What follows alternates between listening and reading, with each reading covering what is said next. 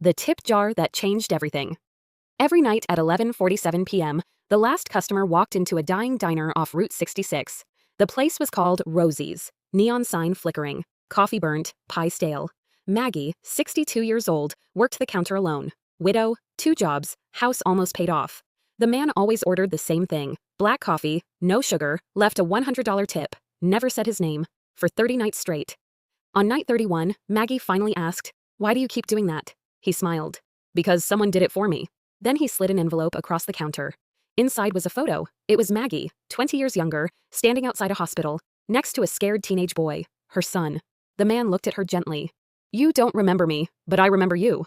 Her heart skipped. 15 years ago, I was sleeping in my car. My mom had just died. I was 17. You found me in this parking lot. You gave me pie, coffee, and $100 from your own pocket." Maggie slowly covered her mouth. "You told me, this isn't charity. This is a bridge. Cross it." Tears streamed down her face. The man nodded. "I crossed it." He reached into his jacket and pulled out keys. "I just bought this building. The bank was going to shut it down next week." She froze. "You, what?" "I'm turning it into something bigger. Renovations start Monday," she whispered. "And what happens to me?" He smiled. "You're the owner." She shook her head, stunned. "Why would you do that?" He leaned in.